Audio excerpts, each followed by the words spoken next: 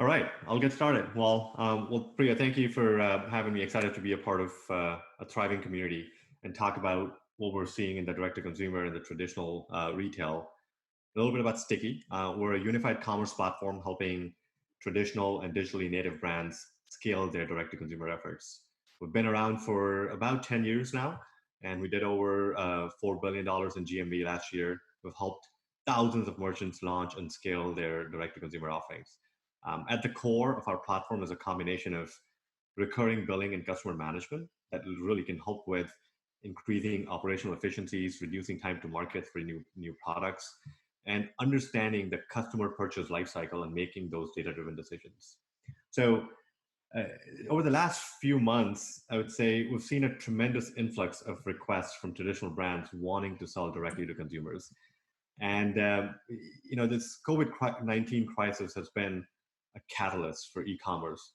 But even before the COVID-19, retail was changing, right? Year over year, consumer spending has been moving online. We know that in 2019, close to 10,000 stores were closed. And this number is projected to be 25,000 so far with COVID factoring in for 2020. And it's going to go higher than that. For the sales, e-commerce sales, the drop has been around 10 years projected. And for 2021, the growth in e-commerce has been projected to 14%. Amazing numbers. Now, the global pandemic is definitely forcing the retail to do in the next 3 to 6 months what otherwise would have been done in the next 3 to 5 years. The 2025 roadmap has been fast forwarded to 2020. It's putting a light on all those core experiences that might have either been neglected or quote unquote not prioritized, right? And consumers are not really thinking about how much, meaning they're not price sensitive right now. They're thinking about how, the experience. How am I going to get a certain product delivered to my house? Can I buy it online and pick it up at the store? Can I have the flexibility of stretch buying based on my consumption? And traditional brands are now thinking about rapidly shifting their business model so they can enable all aspects of a typical buying journey online, asking questions, providing recommendations and support, and card not present type payments, all of that stuff. So showcasing how important it is for brands to have a direct relationship with their customers. And all these patterns and demands are changing the entire landscape. But if you look at the direct to consumer space, which of course is a part of overall e-commerce, the sales are going gangbusters. Their sales are accounting for $18 billion of the total e-commerce sales in 2020. That means it's growing at a 2x rate of overall e-commerce, 32% year over year growth. That's amazing. You think about 4 out of 10 US internet users, they're saying that every 10 items that they will buy online, 4 of them will be from the direct to consumer brand. And this number is really interesting because about 12 to 18 months ago, this number was between 0 to 1.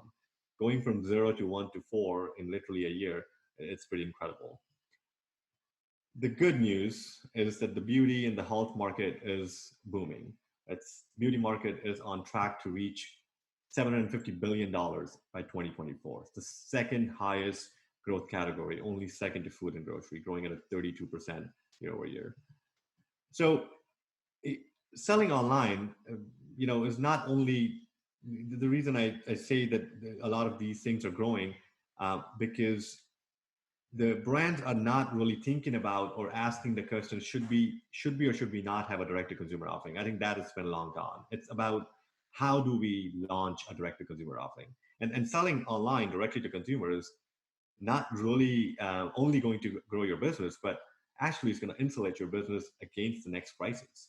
So if you're not selling direct to consumer online, you might have no way to sell at all if a future crisis results in similar lockdowns, travel bans, and store closures, right? So at this point, you shouldn't be thinking about also just direct to consumer. You can't be putting all your eggs in just that basket or just the retail basket.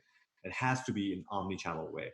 You gotta be everywhere where the users are. Could be all the channels from Amazon to Walmart to eBay to your direct storefront to TikTok to Instagram, all of those channels.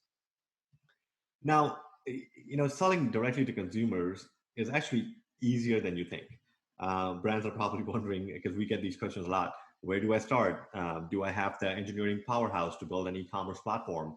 What about my channel partners? Am I going to abandon that? Am I going to jeopardize that relationship if I start a direct-to-consumer offering? How do I really grow this business? And look, all these questions are valid. Um, I unfortunately don't think I have the answers to these questions in the next 10 minutes. I can't answer all of them.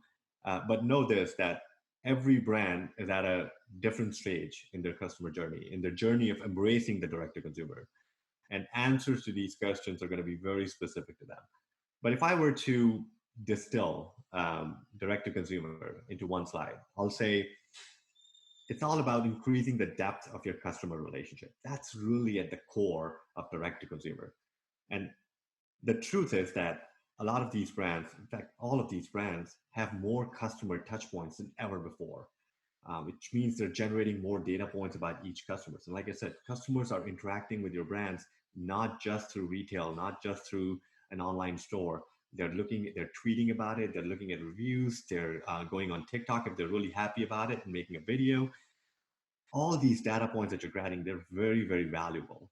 And they're valuable only when they're acted upon, right? So selling direct allows you to collect that first party data from different channels that you can then personalize and use it towards a better user experience, a customer experience, and increase the engagement of your customers. Ultimately, monetize those relationships. Now, when you've built that relationship, you've solidified it, this customer is yours. Now you can offer upsells, cross sells, have more interactions with this customer. That relationship is only deepening, right? And that's the cyclical nature of this. The more data you have, the more personalization you can do, which leads to higher engagement, of course, leading to a better conversion rate. You get the point. Um, and look, we've established that the data is important, and you guys already knew that. The point I really wanted to bring home with this was at the crux of direct to consumer solution. It's not just about collecting data, it's about collecting the data and actually leveraging that data to personalize your offers. So, three strategies you got to be thinking about. One, obviously, selling directly lets you collect customer data. But how do you collect that data? Many of the top e-commerce brands are using quizzes to learn more about their customers. Brands like Stitch Fix, they'll ask questions. Brands like Adore Me and Pros and Quip and Dollar Shave Club, they will ask questions. They will use that information that the customer shares to provide a more personalized experience and show the products that I, as a customer, am more likely to buy. So if you think about a quiz, essentially you're replacing a sales rep, right? Because you're asking a lot of questions and you're recommending products based on those questions. You can also identify new sales opportunities through quizzes. You can also inspire idle shoppers. You can lure them into a conversational style quiz and gently push them into this buyer's frame of mind with products or services that you know they're more likely to buy. You can grow your community and email list through quizzes. Now, the data points that you should be collecting, your lifetime value, LTV, your order history, average order value, your shipping preferences, your phone numbers, very important, birthday or personal milestones, items abandoned in the cart, all of these items you got to be collecting. Um, Identify who really buys from you most often, who spends the most, what motivates them. These are the type of insights that you can use to build a sticky, loyal ambassador subscriber group around your brand. Okay, the second is what you want is to build these relationships. And I can't think of a better way to do this besides subscriptions. Subscriptions are a great way to foster stronger relationships. It's good for your customers. If you think from a customer perspective, it aligns with their usage patterns, weekly, monthly, etc. They get flexibility around buying the way they want to buy. They can get curation, replenishment, subscribe and save offers, pay as you go, premium offerings, all of these different options, right?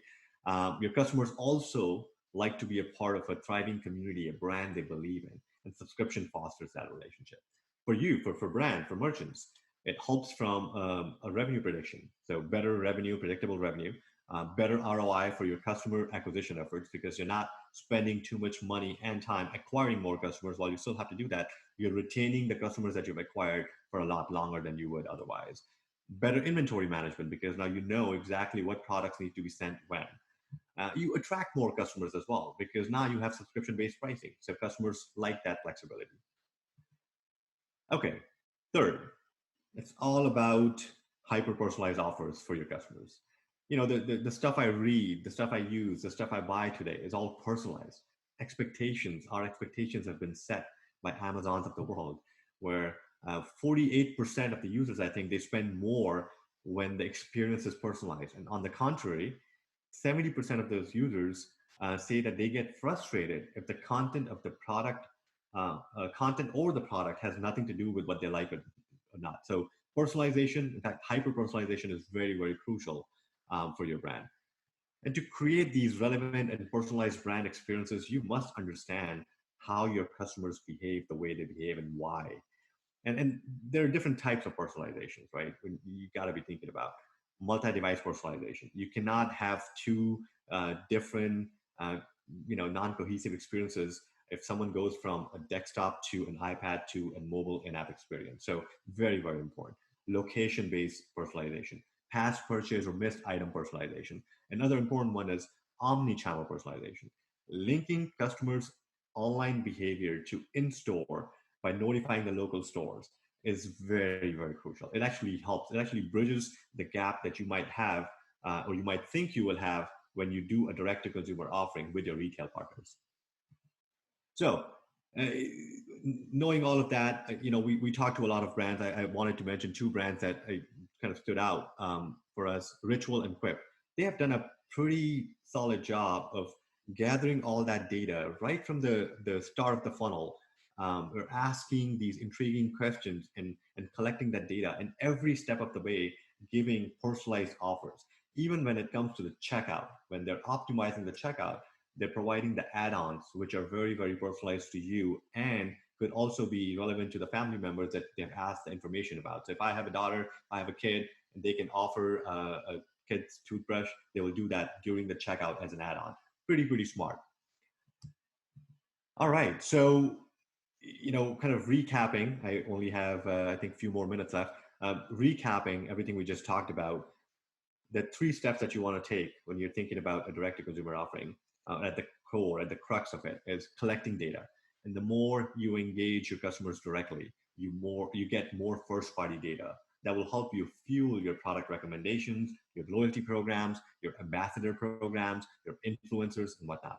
Try newer business models like subscriptions that will help foster new relationship, and it will be good for your brand and customers. Third, personalize that offering.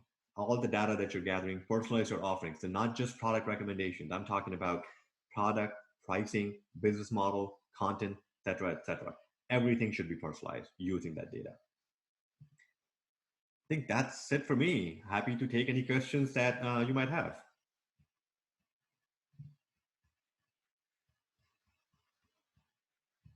I think you're on mute.